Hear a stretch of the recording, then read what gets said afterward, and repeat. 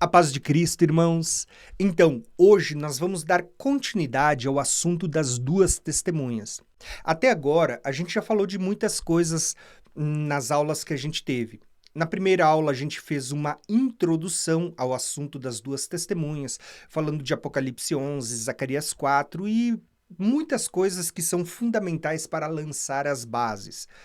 Na segunda aula, eu falei de quem são os dois castiçais no mistério dos sete castiçais. Então, é uma revelação tremenda para você entender quem são as duas testemunhas. Na terceira aula, falamos sobre quem são as duas oliveiras e os dois raminhos que estavam sendo revelados, que são chamados também de duas testemunhas, assim como os dois castiçais. Na quarta aula, falamos sobre o que significa estar diante do Senhor de toda a terra. Na quinta aula, então, eu demonstrei para vocês o que significa receber poder e serem testemunhas. E essa quinta aula foi dividida em duas partes. Na primeira parte eu falei mais sobre a igreja do princípio que recebeu poder ao descer sobre ela o Espírito Santo, e eu demonstrei que assim como a igreja foi acesa no princípio, ela vai ser acesa no tempo do fim, como a menorá, que era acesa tardes e manhãs. Na segunda parte da quinta aula, então, a gente falou mais sobre Moisés e Elias e o poder sobre as duas testemunhas. Então a gente falou sobre muitas coisas importantes do que aconteceu com Moisés, com Elias e o que vai acontecer no tempo do fim. Hoje eu quero falar com vocês sobre as duas testemunhas vertendo de si o azeite dourado. E para a gente começar a falar, eu quero abordar na aula de hoje 3 assuntos. Eu quero falar sobre as 10 virgens e o azeite na botija, eu quero falar sobre transferência de unção e eu quero falar no final dessa aula sobre a porção dobrada da unção. Eu preparei essa aula de uma forma que a gente vai ter aqui uma construção de entendimento e esses assuntos estão interligados, tá?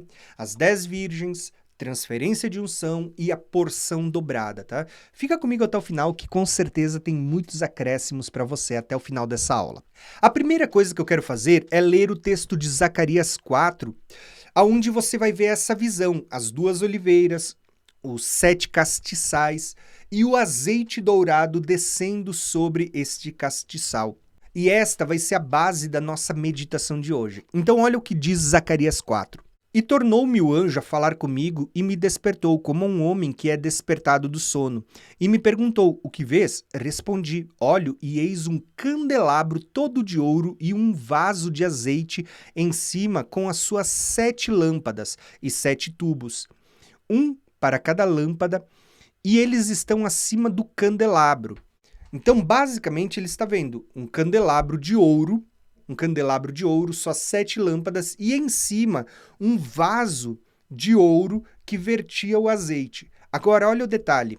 E junto a estes, 2 oliveiras, uma à direita do vaso de azeite e outra à esquerda. Então perguntei ao anjo que falava comigo, meu senhor, o que é isto? E respondeu-me o anjo que falava comigo, não sabes tu o que é isto? Respondi, não, meu senhor. Prosseguiu ele e me disse, esta é a palavra do Senhor a Zorobabel, não por força nem por poder, mas pelo meu espírito, diz o Senhor dos exércitos. Então, basicamente a visão de Zacarias foi, ele viu uma menorá, um vaso de azeite e viu 2 oliveiras, uma à direita e uma à esquerda desta menorá, aonde do vaso vertia azeite sobre essa menorá, que vinha dos 2 raminhos. Ele não entendeu, ele perguntou e ele diz, não por força nem por violência, mas pelo meu espírito. Então isso está muito ligado ao que eu falei na primeira parte da quinta aula, sobre o Espírito Santo sobre as 2 testemunhas. Olha o que é dito logo em seguida na continuação dessa visão. Tornando a falar-lhe, perguntei, o que são os 2 raminhos de oliveira que estão junto aos 2 tubos de ouro que vertem de si azeite dourado? E ele respondeu-me, não sabes o que é isto? E eu disse: não, meu senhor. Então ele disse: são os 2 ungidos que assistem junto ao Senhor de toda a terra. Então, irmãos, basicamente a visão de Zacarias foi esta. Ele viu 2 oliveiras, viu uma menorá, um vaso de azeite sobre essa menorá, aonde basicamente dessas 2 oliveiras havia 2 raminhos com 2 tubos de ouro que vertiam azeite dourado. E Zacarias pergunta: o que é isso? E ele responde: você não sabe? Ele diz: não é por força, não é por violência, vai ser pelo meu espírito. E logo em seguida ele diz: você não sabe o que é isso? Essas 2 oliveiras, esses 2 raminhos, os 2 tubos de ouro, eles representam os 2 ungidos que vão verter azeite dourado.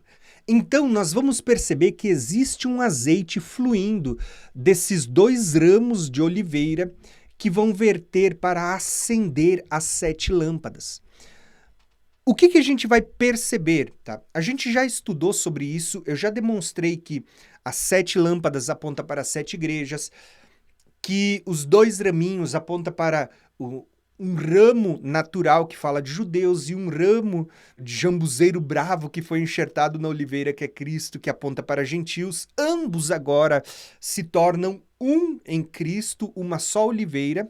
Ambos se tornam a igreja do Senhor e ambos vão ser ungidos, porque sobre ambos, sobre judeus que creem em Yeshua HaMashiach e sobre gentios que creem em Jesus o Cristo, né? Ambos agora se tornam participantes da mesma raiz, da mesma seiva. E a seiva que flui da raiz sobre esses ramos que somos nós e que nos faz frutificar é o Espírito Santo. Por isso, não por força nem por poder, mas pelo meu Espírito, que flui da raiz que é Cristo sobre nós, que nos faz frutificar, nos faz produzir azeitona, que é da onde vai sair o azeite neste período. Então, vamos seguir aqui porque eu quero demonstrar para vocês. Basicamente, a visão de Zacarias foi esta: uma menorá de ouro com um vaso de ouro, onde havia de 2 oliveiras, de 2 raminhos, 2 tubos que vertiam azeite dourado, que vão alimentar e acender a menorá no tempo do fim. Esta era a visão de Zacarias. O detalhe é que a gente já viu tudo isso nas últimas aulas. Eu só estou recapitulando algumas coisas das quais já foram abordadas. Então, o que é declarado aqui, ó? É dito que não por força nem por violência, né, nem por poder, mas pelo meu espírito. Então existe uma conexão entre o que os 2 ungidos vão fazer no tempo do fim e esse azeite que está vertendo dos 2 ungidos com o espírito que vai estar sobre eles no tempo do fim. Porque não é pela força do braço, não é pelo intelecto, não é pela capacidade de oratória, não é por palavras, mas por manifestação de poder, como Paulo declarava: o evangelho que eu tenho pregado não chegou até por vocês por meio de palavras de sabedoria humana, mas por demonstração de poder. E Paulo declara: o reino de Deus não consiste apenas de palavras, mas de poder. E no tempo do fim, é isso que nós vamos ver, a manifestação do poder de Deus, por meio do Espírito Santo através das 2 testemunhas. Agora, eu quero falar um pouco das 10 virgens, porque está conectado com a operação das 2 testemunhas vertendo azeite para despertar as 10 virgens. Então, preste atenção. Quando a gente lê Mateus 25, a parábola das 10 virgens, nós vamos ver ali que é dito o seguinte: que o reino dos céus é semelhante a 10 virgens que, tomando consigo as suas lâmpadas, saíram ao encontro do noivo. 5 dentre elas eram nécias e 5 prudentes. As nécias, ao tomarem as suas lâmpadas, não levaram azeite consigo. No entanto, as prudentes, além das lâmpadas, levaram azeite nas suas vasilhas. E tardando o noivo, foram tomadas por um sono e adormeceram. Mas à meia-noite ouviu-se um grito: eis o noivo, saía ao seu encontro. Então se levantaram todas aquelas virgens e prepararam as suas lâmpadas. As nécias disseram aos prudentes: dai-nos do vosso azeite, porque as nossas lâmpadas estão se apagando. Mas as prudentes responderam: não, para que não nos falte a nós e a vós. Ide antes aos que vendem e comprai-o. E saindo elas para comprar, chegou o noivo, e as que estavam apercebidas entraram com ele para as bodas, e fechou-se a porta. Mais tarde chegaram as virgens nécias, clamando: Senhor, Senhor, abre-nos a porta. Mas ele respondeu: Em verdade vos digo que não vos conheço. Vigiai, pois, porque não sabeis o dia e a hora. Essa parábola por si só já dá um vídeo muito completo, com muitas coisas para serem faladas. Então eu vou ter que resumir muita coisa, porque a gente já tem vídeo lá no canal Graça e Conhecimento falando sobre as 10 virgens. Os detalhes para os quais eu quero dar destaque são estes. A Bíblia aqui fala de 10 virgens, e essas 10 ele divide em 2 grupos de 5 e 5. 5 eram nécias e 5 eram prudentes. O detalhe é que as 10 virgens estavam aguardando a vinda do noivo, e as 10 virgens saem aguardando a vinda do noivo com as suas lamparinas acesas. Olha que interessante, irmãos. As 10 tinham suas lamparinas acesas. Agora, irmãos, por que eu estou falando isso para vocês? Porque a Bíblia diz que, tardando o noivo, as 10 virgens adormeceram. Não foram só as nécias, as prudentes também. As 10 adormeceram. Quando estava próximo do noivo chegar, ouviu-se um grito, né? E lembrando que a palavra grito ali, se você olhar no original, é teruá, que é da onde sai também Ion teruá, o chifre de carneiro, ou toque de trombeta, o toque do chifre do carneiro, né?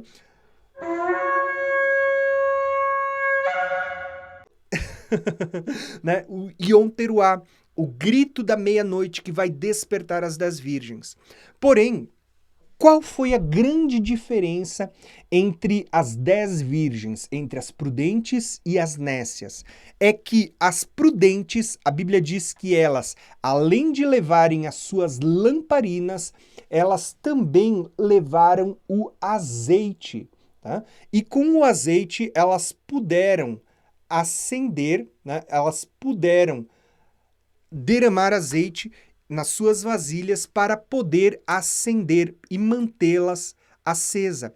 Qual que é o grande diferencial dessas virgens? Foi ter o azeite.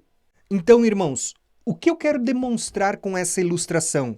A mesma lamparina de baro na mão das 10 virgens era a lamparina que havia em cima de cada uma dessas menorás, porém uma lamparina de ouro, né, que permanecia acesa em cima de cada haste da menorá.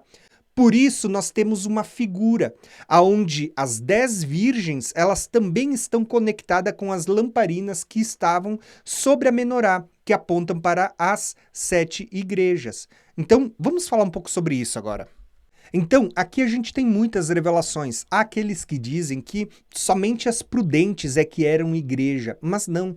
Você vai ver que as 10 saíram com lâmpadas, e com lâmpadas acesas, mas 5 tinham pouco azeite e 5 tinham azeite de sobra. Todos esses indícios estão apontando para a igreja. Quem tem lâmpada é a igreja. Quem foi aceso é a igreja. Quem recebeu o azeite da unção é a igreja. Quem está esperando o noivo é a igreja. Quem vai participar das bodas é a igreja. Não dá para a gente dizer que 5 eram igreja e 5 eram do mundo, que nunca se converteram. Entende? Não tem como você ter uma lamparina que está se apagando se ela nunca foi acesa antes. Então você vê que as 10 aqui representam a igreja. Mas aqui você tem a condição espiritual da igreja também. Até porque quando a Bíblia diz que o noivo veio e as 5 prudentes entraram e as nécias chegaram mais tarde, quando a porta havia se fechado, elas clamaram: Senhor, Senhor, abre-nos a porta. E ele disse: não vos conheço. É o mesmo que Jesus diz a respeito daqueles que naquele dia chegarão diante dele e dirão: Senhor, Senhor, em teu nome não curamos enfermos, não expulsamos demônios, não fizemos vários milagres? E Jesus vai dizer: apartai-vos de mim, porque não vos conheço. Percebam que Jesus ele deixa vários links de conexão para você entender quem são os prudentes e quem são os nécios. Nécios são aqueles que de fato já foram igreja, mas que por algum motivo não tinham mais azeite de sobra, não tinham mais esse azeite, entende? Então, nós vamos ver uma conexão com as 10 virgens. Se a gente for analisar o que é a lâmpada, o que é o azeite, é muito claro. A palavra de Deus ela vai fazer uma conexão mostrando a diferença entre as 10 virgens, as prudentes e as nécias, aquelas que tinham azeite para manter a lâmpada acesa e aquelas que não tinham. E vocês vão perceber basicamente que essa lâmpada que está aqui na minha mão, ou você vai ver aqui também nesta figura, esta lâmpada, ela está conectada com o Salmo 119, lâmpada para os meus pés é a tua palavra, Senhor, e luz para o meu caminho. Não só isso, porque o próprio azeite, né, está conectado, o azeite que alimenta a lâmpada para que ela não se apague, está conectado ao Espírito Santo. Paulo ele vai dizer, não apagueis o Espírito Santo. Você vê que o que abastecia essa lâmpada era justamente o que fluía destas oliveiras, dos ramos, né? O fruto era azeitona, que era esmagado e produzia o combustível que ia manter a lâmpada acesa. Então, olha quantas conexões. Então, por isso eu destaquei aqui, ó, 2 conexões, a lâmpada e a chama do fogo que está sobre a lâmpada. Lâmpada para os meus pés é a tua palavra. Ou seja, veja que existe uma conexão com a palavra de Deus nos últimos dias, servindo como uma lâmpada, aquilo que a gente conhece da palavra, mas por outro lado, existe também uma conexão com o Espírito Santo, que é essa chama sobre a lâmpada, que é alimentado pelo azeite, que é outra figura que também aponta para o Espírito Santo. Então você vê que é como se essas 2 coisas andassem juntos. Tanto a palavra de Deus, como o Espírito Santo, que é quem revela a palavra de Deus, quem nos faz compreender todas essas coisas. Por isso que na 5ª aula eu gastei uma aula inteira só para falar do Espírito Santo que estava sobre a igreja que foi acesa no princípio e que também estará sobre a igreja que será acesa no tempo do fim também. Porque não tem como a gente falar sobre testemunhas e sobre o poder de Deus sem falar do Espírito Santo, porque Jesus disse, vocês receberão poder ao descer sobre vocês o Espírito Santo, então vocês serão minhas testemunhas.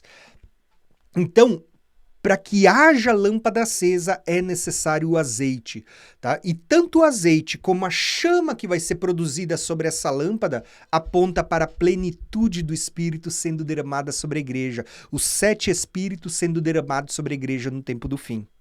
Porém, existem muitas conexões, não é só com azeite, não é só o número 10, mas até o próprio grito da meia-noite, esse toque, essa teruá que desperta as 10 virgens à meia-noite, parece enigmática, porque quem seria este que dá um grito que vai despertar? Muitas pessoas dizem, não, é o amigo do noivo, porque na tradição judaica vinha um amigo antecedendo o noivo para preparar as pessoas. Irmãos, eu vou dizer para vocês, é só você olhar para a palavra de Deus e você vai ver que Deus havia deixado revelado. Quem vai dar esse grito da meia-noite são as 2 testemunhas. As 2 testemunhas vão anteceder as 10 virgens e vão despertar a igreja. Aonde que a gente vê esse padrão? Quando a gente olha para a parábola das 10 virgens, vocês vão perceber que existe uma grande conexão com a menorá. Você vai ver as 10 virgens tipificadas aqui na menorá. Eu gastei várias aulas para falar de 2 castiçais que vão ser chamados de 2 testemunhas porque eles estão irrepreensíveis, que são Esmirna e Filadélfia. E nesses 2 castiçais, Esmirna e Filadélfia, você vê a tipificação de Moisés e Elias, um sendo dito que vai morrer e outro que vai permanecer vivo até o fim e vai ser arrebatado. Então, esses 2 castiçais que estão irrepreensíveis, eles tipificam, eles apontam tipologicamente para as 2 testemunhas. Mas, assim como você tem 2 que são 2 testemunhas, sobraram 5 outros castiçais que eles têm ali uma porção dentro do mesmo castiçal que está recebendo elogio e outra porção que está recebendo repreensão. Então, para um castiçal, você vê a repreensão e sendo chamado ao arrependimento, aonde é dito: tenho contra ti que abandonastes o teu primeiro amor. Para o outro castiçal é dito: não és nem quente nem frio, então, porque és morno, estou prestes a vomitar-te da minha boca. Para o outro castiçal é dito: tens aparência de que vives, mas está morto, ou seja, está vivendo de aparência. Para o outro é dito assim: você se acha rico, acha que tem tudo, mas você é pobre, cego, nu, miserável. Né? E aconselho-te que de mim compre colírio para que enxergues, e roupa para que te vistas, e ouro. Então você vai perceber que, assim como existem duas que estão irrepreensíveis, existem outras 5 igrejas onde você tem uma parte da igreja recebendo elogio e a outra parte repreensão. Então você consegue ver um padrão? É como se você tivesse 5 igrejas, onde dentro de cada igreja você tem as virgens prudentes e as virgens nécias, dentro da mesma igreja, dentro do mesmo castiçal. Então você vê que você tem 5 castiçais, é como se você tivesse ali 5 virgens nécias e 5 prudentes dentro das mesmas igrejas. O que a gente percebe? O padrão codificado aqui das 10 virgens. E olha que interessante. Eu vou demonstrar isso para vocês em um mapa mental. É como se você tivesse as 10 virgens aqui dentro da menorá, onde 2, Esmirna e Filadélfia, estão apontando para as 2 testemunhas, Moisés e Elias, estão irrepreensíveis, mas dentro das outras 5, você tem aqui dentro da mesma aqueles que estão recebendo elogio e as que estão recebendo repreensão. Você tem as prudentes, que estão com azeite, com chama acesa, e você tem as nécias, que estão com a sua chama se apagando e que estão sendo chamadas ao arrependimento. Arrepende-te, volta à prática das primeiras obras, senão virei a ti e removerei o teu castiçal, o teu candelabro.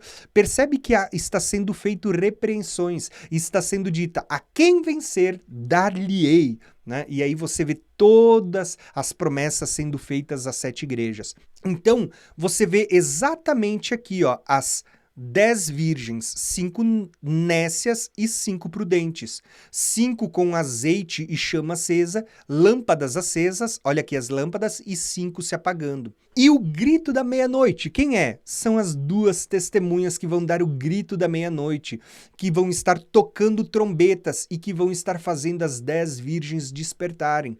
Por isso que na aula passada eu demonstrei que durante os primeiros 1260 dias, a primeira metade da semana, a gente vê as 2 testemunhas tocando trombetas, fazendo sinais, despertando as 10 virgens. Na metade da semana, elas vão ter a sua chama acesa, vão estar despertadas, e aquelas que têm azeite, que simboliza tanto a palavra como o Espírito Santo, elas vão sair junto com as 2 testemunhas, ou parte das 2 testemunhas, que vão conduzir a igreja para o deserto, e elas vão junto.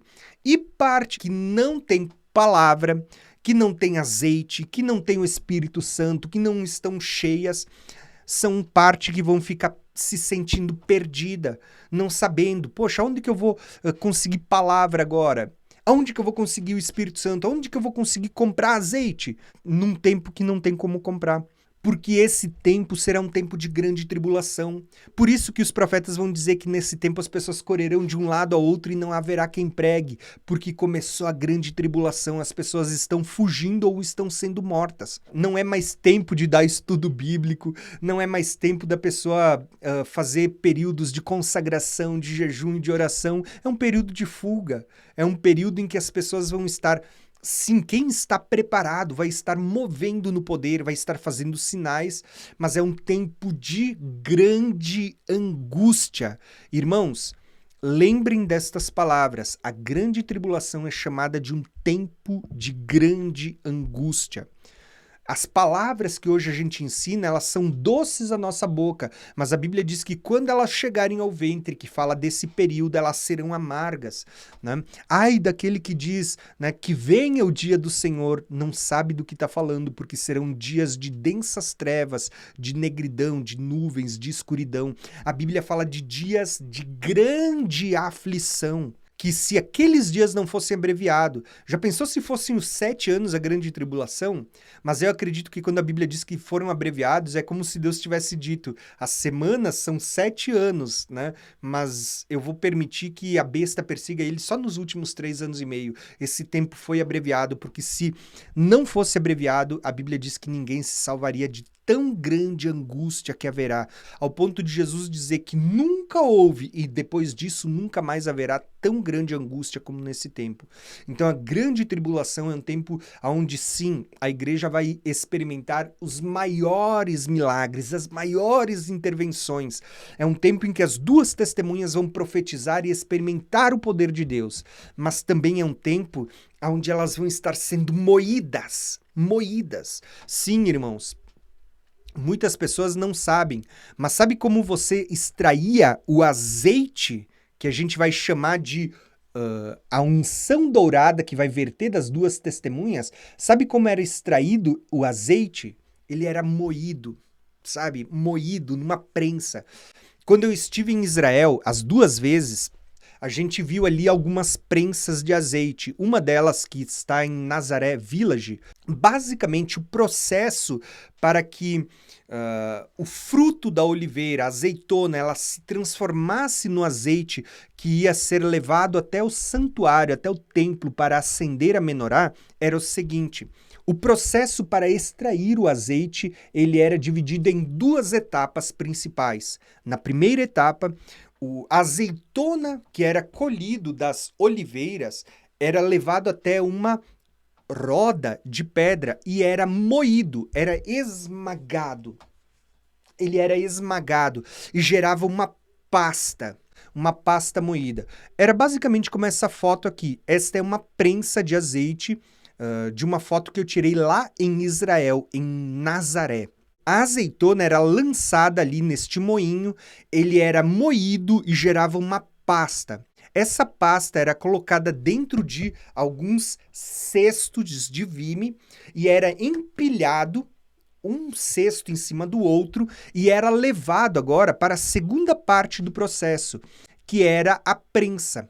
Essa prensa ela consistia de 3 pedras, tá? Então você tinha a primeira parte do processo, que era ser moído, e a segunda parte, que era ser prensado depois de moído. 2 partes, perceba que é 2 partes o processo. Na primeira você é moído, na segunda você é prensado. E então, nessa segunda parte, o azeite ele começava a verter, né, dessa pasta da azeitona, começava a verter, pingar, ele escorria até onde ele ia ser colhido num recipiente.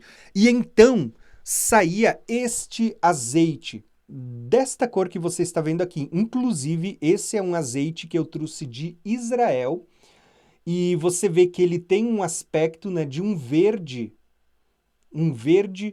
amarelado, um verde dourado. É uma cor muito bonita.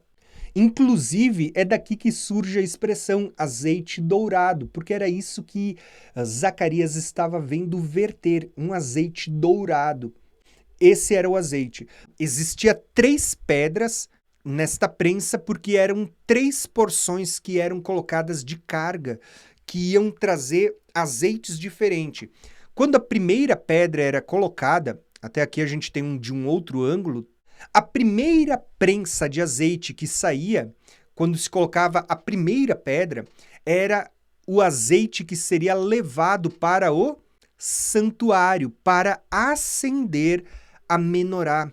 Era esse azeite do santuário que era usado para fazer as especiarias do óleo da unção, que seria passado para ungir sacerdotes, levitas e tudo mais. Essa era a primeira prensa. Depois havia outras prensas de azeite, conforme a prensa fosse aumentando a pedra, né? se colocava ali a segunda pedra, então saía a segunda prensa de azeite, né? Saía mais azeite, e esse azeite era usado para alimentação, assim como hoje a gente usa para fazer a comida, temperar a salada, essas coisas, era o azeite que eles comiam. E quando se colocava a terceira pedra, saía então o restante do azeite. Já não era mais um azeite 100% puro, porque esse azeite agora ele saía misturado já com o bagaço da azeitona, com as sementes. E essa última prensa de azeite, a terceira prensa, ela era usada para acender as lamparinas, usar como combustível para as lâmpadas que eram colocadas sobre o velador das casas para iluminar a noite, né? Era o que as 10 virgens também estavam levando, era usado para fazer o sabão do lavandeiro, para lavar as vestes. Então você vê que havia várias finalidades para o azeite, desde servir para acender a menorá, né? Servir como óleo para ungir, para unção sacerdotal, para alimentação e também para abastecer as lâmpadas que iluminavam o ambiente à noite, e também servir como fabricação do sabão que servia para lavar as vestes. Então, olha só quantas figuras que a gente vê aqui que estão ligadas ao óleo da unção que era extraído de uma oliveira e que por meio dessa prensa, né, escorria um azeite, um óleo que seria usado tanto para acender a menorá, como para alimentação, para unção e até mesmo para abastecer as lamparinas e para fazer aquilo que serviria para purificar as vestes, para lavar, para branquear as vestes, né? Então, aqui, irmãos, vocês vão começar a perceber um padrão que está ligado às duas testemunhas. Por quê? Assim como a igreja do princípio, que ela foi acesa lá no princípio, e ela recebeu a unção do Espírito Santo, mas ela também passou por muitas perseguições. Lembra de Estevão? Foi morto apedrejado. Tiago foi decapitado. Os apóstolos, todos eles, né? Pedro foi morto, crucificado de cabeça para baixo. O apóstolo Paulo, que foi perseguido, açoitado, apedrejado por diversas vezes e por fim foi preso e depois, segundo a tradição, foi morto, decapitado. Você vê que no princípio a igreja era perseguida, principalmente até pelos judeus no princípio, né? Porque eram os próprios judeus que perseguiam a igreja que estava surgindo lá no princípio, né? E posteriormente a igreja vai ser perseguida também pelo Estado. No tempo do fim, a gente vai voltar a ver a mesma coisa acontecer. A igreja sendo perseguida por aqueles que não creem em Jesus, né? Aqueles que se dizem judeus e não são sinagoga de Satanás. Mas a gente também vai ver a igreja sendo perseguida pela besta, né? Sendo perseguida no tempo do fim. E é justamente essa prensa, essa perseguição que vai fazer com que as duas testemunhas fluam cada vez mais azeite de si. E isso é um detalhe interessante, irmãos. Por que que hoje a gente vê que a igreja, principalmente a igreja brasileira, tem pouca unção? Por quê? Porque vocês vão perceber que é justamente em tempos em que a igreja está bem, a igreja se acomoda. A igreja se acomoda e é tudo beleza. Por quê? Porque é um evangelho onde a gente vive de qualquer jeito. É um evangelho onde a gente não precisa orar, não precisa se voltar para a palavra de Deus. A gente pode fazer os nossos cultos onde você faz um show, um belo louvor, luzes e tudo mais. Porque não tem tribulação, não tem perseguição, a igreja se acomoda. Mas você vai ver que quando começarem as primeiras perseguições, e por isso que eu creio que o princípio das dores que antecede a grande tribulação tem por finalidade despertar a igreja. O princípio das dores que antecede a grande tribulação tem por finalidade fazer com que as duas testemunhas também vertam o azeite dourado para despertar a igreja. Entende, irmãos? E quanto mais a tribulação for acontecendo, mais a igreja vai verter azeite. Ao ponto que durante esse tempo final, né, Tanto esses 3 anos e meio, que já são o início de uma tribulação, o princípio das dores, uma tribulação, como também os últimos 3 anos e meios, que são de fato a grande tribulação, é um período onde as duas testemunhas e a igreja vai estar aqui, ó, sendo moída, né, sendo prensada e cada vez com um peso de pedra maior sobre si. E o que vai acontecer? A igreja vai estar vertendo tanta unção, tanto azeite, né? Tantas duas testemunhas que vão fluir numa unção ao ponto de poder abastecer e acender o restante da igreja, como a própria igreja, que também vai estar recebendo a unção das duas testemunhas e por isso vai ter também azeite, vai ter também o Espírito Santo, vai estar acesa também no tempo do fim. Você vai perceber que a igreja, quanto mais você pressiona, quanto mais você prensa, quanto mais a pressão sobre si, mais a igreja ora, busca Deus, se enche e mais o Espírito Santo está presente sobre a vida da igreja.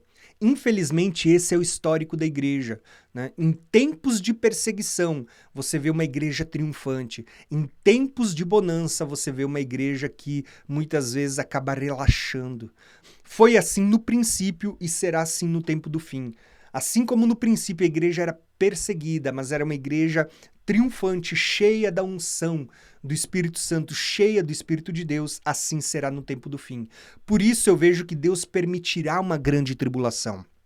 Diferente do que muitas pessoas ensinam, que Deus vai livrar da hora da tribulação, que Deus vai levar para o céu uma igreja que hoje está acomodada. Pelo contrário, Deus vai permitir uma grande tribulação, que vai fazer com que a igreja que está dormindo, né? Como uma igreja dormindo vai ser arrebatada, irmãos? Não faz nem sentido. Deus vai permitir uma grande tribulação que vai fazer com que a igreja desperte e que a igreja do tempo do fim ela desperta, passe pela grande tribulação, onde muitos vão dar testemunho da sua fé por meio da morte, outros por meio de abrir mão de todos os seus bens para ir para o deserto, né? De não amar a própria vida ao ponto de dizer que o seu coração não está nos bens desse mundo, não está nas coisas que acumulou, ao ponto de abrir mão de tudo e depender da fé, porque os justos viverão pela fé.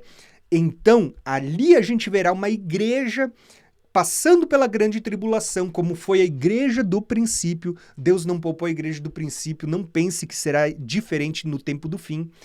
Ali sim nós vamos ver uma igreja que está pronta para a ressurreição ou para o arrebatamento, aqueles que permanecerem vivos até o final. Aqui nós vemos o padrão das duas testemunhas e das outras 5 hastes apontando para as 10 virgens. 5 prudentes que recebem elogio e 5 nécias dentro das 7 igrejas. Perceberam o padrão?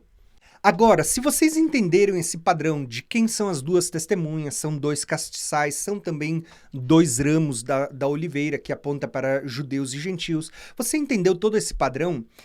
E você entendeu o que é o azeite dourado, como isso está ligado tanto à palavra, né, lâmpada para os nossos pés, como ao Espírito Santo, pessoas cheias do Espírito Santo, irrepreensíveis, que vão estar vertendo de si o azeite dourado para acender o restante.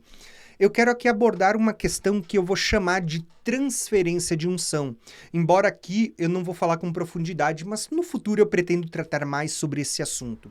Na Bíblia existe um assunto chamado transferência de unção, que está ligado muito à doutrina de imposição de mãos que a gente vê lá em Hebreus. Tá? Inclusive, eu já falei num vídeo aqui de uma maneira breve sobre a doutrina de imposição de mãos. Isso está ligado à transferência de unção. Quando a gente olha para a igreja primitiva, nós vamos ver que havia uma autoridade tamanha sobre os apóstolos, sobre os discípulos, que eles tinham autoridade não só de impor as mãos e as pessoas receberem cura, que é uma espécie de transferência, onde a virtude que está em você sai e vai para a pessoa e produz o milagre, como também havia uma unção tamanha onde eles podiam impor as mãos e as pessoas serem batizadas com o Espírito Santo, ou seja, as pessoas estavam tão cheias do Espírito Santo que pessoas eram batizadas. Vamos lá, detalhe, isso acontece nos dias de hoje. Nos dias de hoje também acontece isso. Muitas pessoas por quem a gente ora, elas também recebem o Espírito Santo, também são batizadas, às vezes por meio de uma oração, às vezes por meio de imposição de mãos. Isso não é algo exclusivo apenas para os últimos 7 anos, para as 2 testemunhas do tempo do fim, mas isso é algo que acontece hoje. Eu não tenho como me aprofundar nisso porque o vídeo vai ficar muito longo. Mas eu quero mostrar esse padrão ligado até a Moisés e Elias. Então eu quero só falar aqui de uma maneira bem breve sobre transferência de unção. Quando a gente olha para Moisés, é inevitável a gente olhar para Moisés e ver que quando Moisés foi atraído na sarça, ele recebe da parte de Deus uma unção e um poder para realizar milagres e sinais. Inclusive estava tipificado no cajado que andava na mão de Moisés. É dito que aquele cajado na mão de Moisés era uma figura do próprio Cristo. Eu já falei sobre isso quando a gente abordou sobre o último Êxodo, né? Que o cajado na mão de Moisés era uma figura do próprio Cristo. É dito que a unção que estava sobre Moisés também vai passar para outras pessoas. Então a gente tem, por exemplo, alguns episódios, como por exemplo, em Levíticos 8, Moisés ele vai pegar o óleo da unção e vai ungir a Arão como sacerdote e aos seus filhos para sacerdotar junto. Então ali era uma unção literal, ele vai pegar o óleo da unção e vai ungir Arão e seus filhos para o ministério sacerdotal. Porém, nós vamos ter eventos onde isso não acontece de maneira literal, aonde você vê um óleo sendo derramado. Pelo contrário, nós temos eventos mais diretos, onde você vê o próprio Espírito que estava sobre Moisés sendo passado para outros. Como, por exemplo, lá em Números, nós temos uma ocasião onde Deus vai tirar do Espírito que estava sobre Moisés e vai derramar sobre 70. E a Bíblia diz que quando o Espírito que está sobre Moisés é colocado sobre esses 70, o Espírito que estava sobre ele faz com que os 70 profetizem. 2 homens não estavam lá no momento em que o Espírito foi derramado, mas só pelo fato do nome deles estar na lista, esses 2 que estavam lá no meio do acampamento, que era Eldade e Medade, também sobre eles repousou o Espírito que estava sobre Moisés e eles também profetizaram no arraial. O que a gente vê? O Espírito que estava em Moisés foi tirado? Que Espírito era esse? Era o Espírito Santo. Não é que Moisés ficou com menos, mas é como se o Espírito que estivesse sobre ele agora fosse derramado sobre os outros também. E olha o detalhe, quando eles recebem, eles também passam a profetizar. Agora, você vê esse padrão de transferência daquilo que está sobre Moisés sendo derramado ou transferido para outros. Também em Josué. Em Josué, mais específico ainda, porque a Bíblia diz que Josué, filho de Num, foi cheio do Espírito e de sabedoria, porque Moisés lhe impôs as mãos sobre ele. Ou seja, Moisés impôs as mãos e houve uma transferência. Ele foi cheio do Espírito Santo quando Moisés lhe impõe as mãos.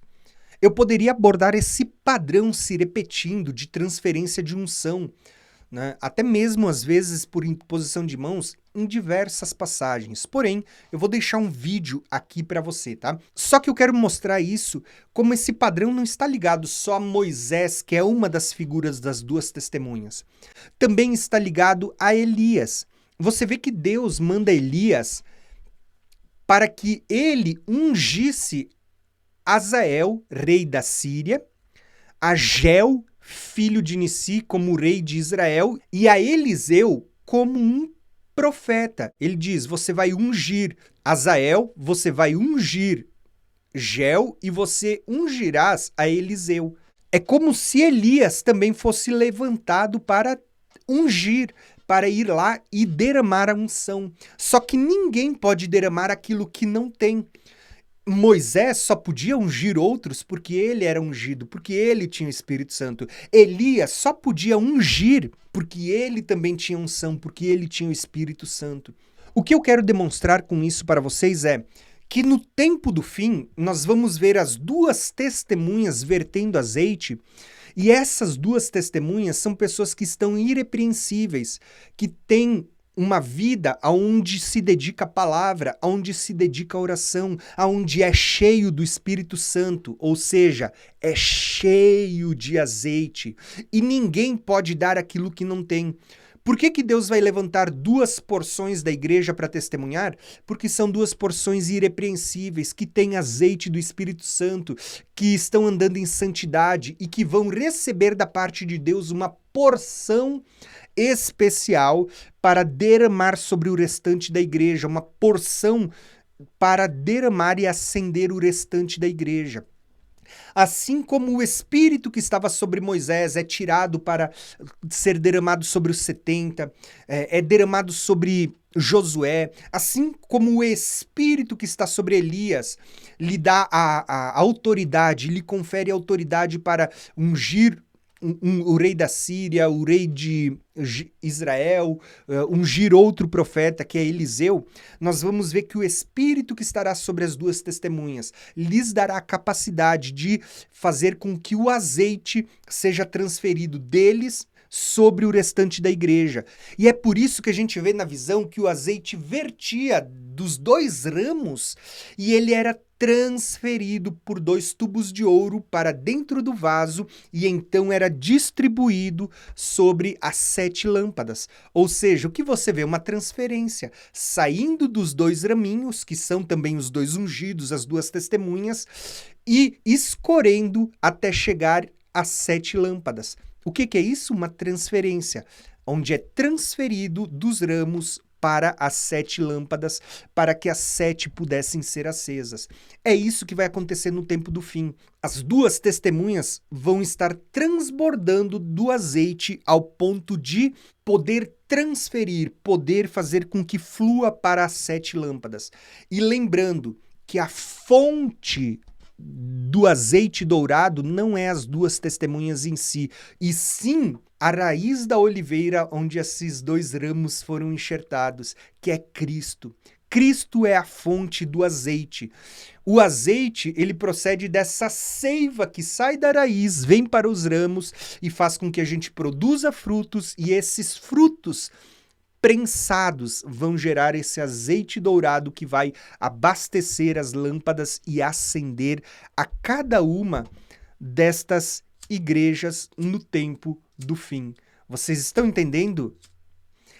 E aqui é que eu quero falar agora sobre a porção dobrada no tempo do fim. Eu quero finalizar a aula. Tudo que eu falei até agora, eu estava lançando as bases porque eu queria chegar nessa parte da porção dobrada. Olha que interessante, existe uma chave para a porção dobrada ser derramada agora no tempo do fim. E olha que chave importante, preste atenção nisto. Quando a gente olha para os 7 dias da criação, existe uma chave conectada com o tempo do fim e com a porção dobrada e com esse assunto das 2 testemunhas. Eu vou falar aqui de uma forma breve, embora eu abordo esse assunto com mais profundidade na nossa série chamada A Geração que Verá a Vinda de Cristo. Então preste atenção. Quando a gente lê Gênesis, capítulo 1 e 2, quando a gente lê Êxodo 20, Êxodo 23, nós vamos ver que o Senhor criou as coisas em 6 dias, mas no 7º ele finalizou a sua obra e ele descansou. E porque ele descansou, ele também abençoou e santificou o 7º dia. Então, existe um padrão. A gente vê que Deus diz 6 dias trabalharás, mas no 7º é um sábado de descanso. Então, vocês vão descansar, não se faz trabalho nesse dia. E olha que interessante, porque o mesmo Moisés, que aqui é a figura das 2 testemunhas, que escreve a lei, escreve o Pentateuco, né, a Torá, é o mesmo que vai escrever os Salmos 90, onde ele vai dizer que um dia para Deus é como 1 milênio, ou seja, como 1000 anos. E é o texto que o próprio Pedro vai fazendo menção a Moisés nos Salmos 90, vai citar agora, dizendo que a vinda do Senhor ela não tarda, mas nós precisamos lembrar de uma coisa, que há todavia, amados, que não deveis esquecer que para o Senhor um dia é como 1000 anos, e 1000 anos como um dia. As pessoas estavam achando que a vinda do Senhor estava demorando, mas Pedro está dizendo, não se esqueçam que existe um tempo determinado para se cumprir, para que a vinda do Senhor venha e venha o período sabático, o milênio onde o Senhor vai reinar sobre nós. Então, basicamente, o que a gente vai ver aqui é um padrão que a gente está vendo até agora. Irmãos, lembra quando eu falei da menorá, que a menorá é uma chave para muitas coisas? Na menorá você vê as 7 igrejas, você vê as 2 testemunhas, você vê as 7 festas, você vê aqui as 9 características do fruto, você vê aqui os 9 dons, você vê aqui também os 7 espíritos sobre as 7 igrejas. Mas a menorá também aponta para a última semana de Daniel, que são 7 anos, mas ela também aponta para os 7 dias da criação e os 7 milênios da humanidade. Olha quanta revelação. Quando você olha para a menorá, você tem aqui, ó, as primeiras 4 hastes apontando para os primeiros 4 milênios. Você lembra que um cordeiro, para ser sacrificado, ele deveria ser separado por 4 dias na Páscoa, e no 4º dia, na virada do 4º para o 5º, ele era sacrificado para comemorar a Páscoa? Você vai perceber que Cristo ele foi separado por 4000 anos. Ele é o cordeiro que foi morto desde a fundação do mundo, mas você vê que ele foi separado por 4 milênios e na virada do 4º para o 5º, ele vai vir, ele vai encarnar, o verbo se fez carne e habitou entre nós e vai ser sacrificado na virada do 4º para o 5º. Então nós temos 4000 anos até a primeira vinda de Cristo. Na virada para o 5º, Cristo vem, ele morre e nós temos 2000 anos até os dias atuais. Agora, perceba que o que está faltando se cumprir, a gente está completando 6000 anos e agora a gente vai ver se cumprir o 7º. Só que o 7º é o reino milenar, onde Cristo vai reinar por 1000 anos sobre a terra. É o que é descrito em Apocalipse 20, né? Onde o Senhor vem, Satanás é preso, os santos ressuscitam e reinam com Jesus, com Cristo, por 1000 anos. Irmãos, prestem atenção, os primeiros 4 milênios se cumpriram exatamente como as profecias anunciavam. Cristo veio e morreu na virada do 4º para o 5º dia, do 4º para o 5º milênio. Nós já estamos vivendo há cerca de 2000 anos, desde a morte e ressurreição de Jesus, lembrando que se Jesus morreu e ressuscitou por volta do ano 30, por aí, a gente não tem uma data específica, vai se completar 2000 anos por volta de 2030, né? Um pouco mais, um pouco menos. Ou seja, vai se completar 2000 anos nesse período, né? Percebeu que é como se a gente tivesse aqui uma chave profética de tempo? Irmãos, a gente já está praticamente no final do 6º milênio, prestes a iniciar o 7º. Por isso que eu disse na aula passada que eu creio que a nossa geração é a geração que verá a vinda de Cristo, porque a gente está chegando neste período. E profeticamente é exatamente isso que nós vemos quando a gente olha para um mapa mental. Os primeiros 4 dias era o tempo em que o cordeiro era separado e ele era sacrificado na virada do 4º para o 5º. Cristo veio como cordeiro que foi separado desde a fundação do mundo, morreu e ressuscitou, por volta ali do ano 30.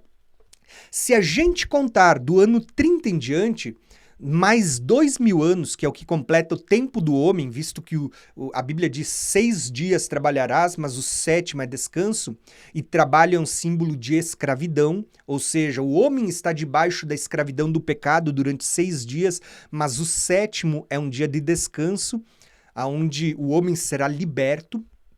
Então, nós vemos que a segunda vinda de Cristo está prestes a acontecer, irmãos. Está prestes a acontecer a segunda vinda de Cristo, porque já estamos no limiar de se completar os 6000 anos. Em breve, nós vamos ver Jesus vindo sobre as nuvens para dar início ao 7º, ao reino milenar. Por que eu estou mostrando isso para vocês? Porque o tempo entre a primeira vinda e a segunda vinda, ele é chamado por Pedro de os últimos dias. Está aqui, ó, os últimos 2 milênios, os últimos dias. Já se passou a maior parte, agora nós temos os últimos dias. Lembra que os profetas vão dizer, depois de 2 dias ele nos dará vida e ao terceiro ele nos ressuscitará? Está aqui, ó, os profetas falando. Quando você olha para as festas, olha o padrão sobre as festas. A gente tinha 7 festas: Páscoas, Pães Asmos, Primícios e Pentecostes. Essas primeiras 4 festas foram dado inícios na primeira vinda de Cristo. Mas entre a festa do Pentecostes e trombetas, nós tínhamos aqui, ó, 4 meses. Se você pegar esse número 4 aqui, ó, entre Pentecostes e trombetas, esse número 4 é um número profético, porque 40 jubileus é o equivalente a 2.000 anos. Percebeu que esse período de 4 meses que havia entre Pentecostes e o início da trombeta, que aponta para a segunda vinda de Cristo, trombetas, expiação e tabernáculos, nós temos um período de 4 meses. 4 meses, profeticamente, 40 jubileus é o equivalente a 2.000 anos, 2 dias proféticos. Você tem vários apontamentos mostrando esse período de 6.000 anos. Só que aonde que está a chave ligada à porção dobrada? Eu vou mostrar para vocês. Gravem essa primeira chave, onde os 7 dias da criação apontam para 6 milênios, e hoje, o dia que a gente está vivendo é aqui, ó, o finalzinho do 6º milênio. Breve veremos o 7º, que é onde Cristo virá para reinar sobre a terra. E se nós estamos vivendo o 6º dia, irmãos, nós estamos no momento da porção dobrada, e eu vou provar isso para vocês agora. Quando a gente olha para Moisés, você sabia que Deus havia dado uma ordem, que Deus faria o maná, o pão chover do céu, durante 6 dias? Mas quando chegasse no 6º dia, Deus daria uma porção dobrada, em dobro. Basta você ler Êxodo 16 e você vai ver, Deus está dizendo assim, ó, para Moisés, que ele faria chover o pão, que eles deveriam colher diariamente a porção de cada dia, mas quando chegasse no 6º dia, eles deveriam colher uma porção dobrada.